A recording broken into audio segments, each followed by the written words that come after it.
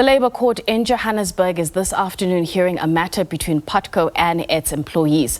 The company has obtained a court order for those demonstrating to be moved from their premises to allow for bus services to resume operations.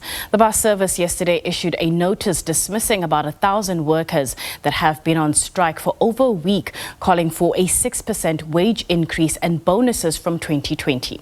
SABC economics reporter Katlego Legodi is in Dobsonville and he joins us live.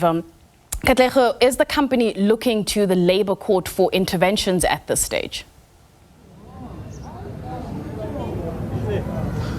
Most definitely this afternoon, especially around this hour, this is where we know very well that the Labour Court will be looking into that matter of employees versus a bus company, Putco. This is where Putco has been resolute in bringing in the law enforcement to just try by all means to intervene in terms of the demonstrations that they've been termed illegal. They've been going on for 8 days now, Anastasia, and the workers are resolute that they're not going to move until they see some sort of change in their lives. And this is where they're talking about a 6% wage increment and bonuses backdated to 2020. They're saying that the employer, instead of more or less negotiating with them, opted to approach the courts. Hence, we are seeing this afternoon the Labour Court being roped in to try and fight the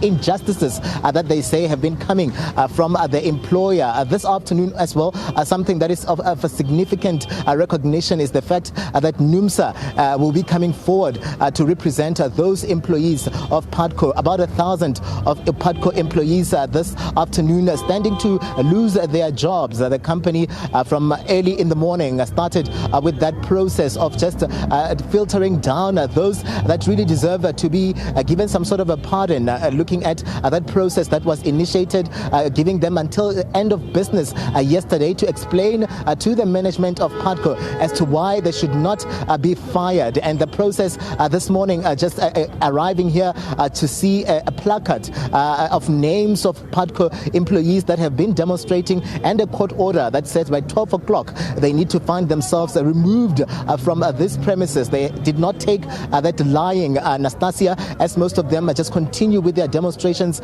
here at the main depot in Dobsonville, Soweto, and in other parts or other depots around Soweto and the city of Tshwane. It's significant as well to notice is the fact that commuters for 8 days now have had to contend with a heavy, more or less economic challenges in terms of having to dig deeper into their pockets to try, seek and pay for those alternative modes of transport. But the workers that are here right now, they're saying that they're optimistic of a positive outcome from the courts because the employer was here just a moment ago. That chopper that was hovering above us is the employer himself.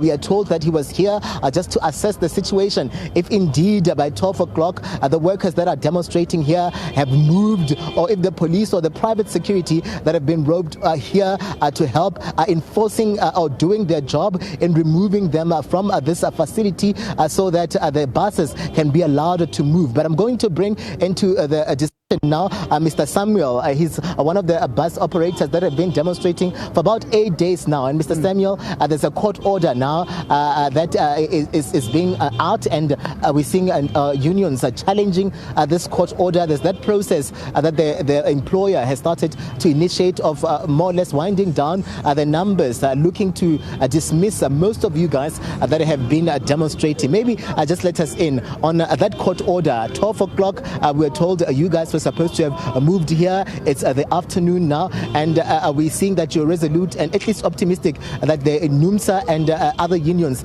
that are representing you at the Labour Court would come out victorious. Welcome to the SABC.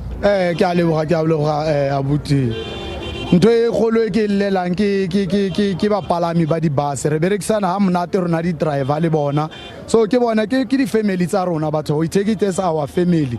Le more driver bus re sokola ka bona because sometimes o tsamaya ka bus high break.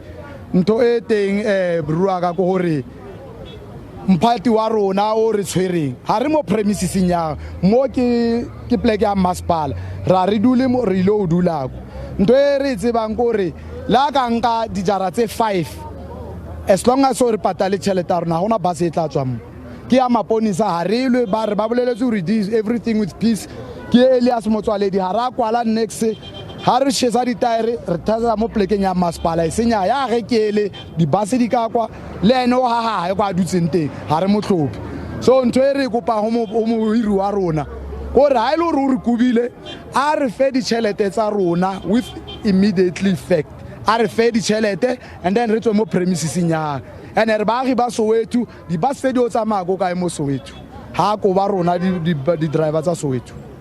Yes.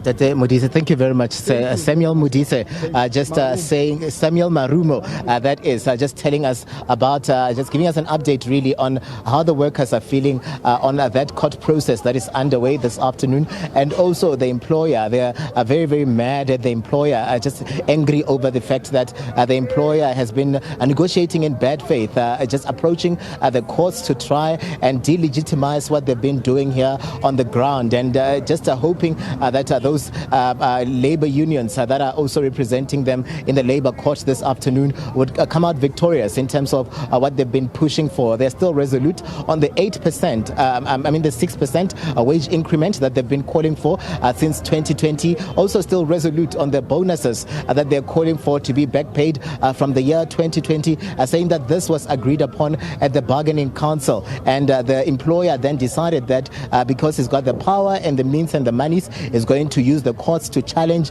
and reverse this process. So they're saying that at least now that the unions are trying to help them fight this battle, they're going to come out victorious because of the fact that they could not in any way, looking at the economic situation that they're faced with, could not go ahead and challenge the employer when he races all of these court processes that are underway to just ensure that more or less they comply and come back to duty. Also taking pity over the fact that there are commuters that have been heavily affected by this dispute that is underway, saying that they are hoping that the commuters and the residents of Soweto would understand the challenges that they are faced with. Today, we were promised that we would see most of them, community members here and commuters, to support the workers here. We are told that they were here in the early hours of the morning and they were more or less removed from the premises, as this was the case in terms of what we saw the police earlier on trying to more or less step in to remove those that are demonstrating here on the ground. But they are saying that that court process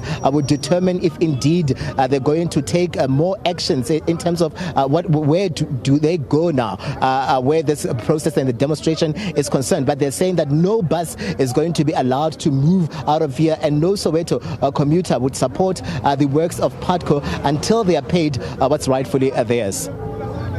Katlego, thank you so much for your time and giving us some insight there in terms of that story. That is Katlego Legodi, our economics reporter.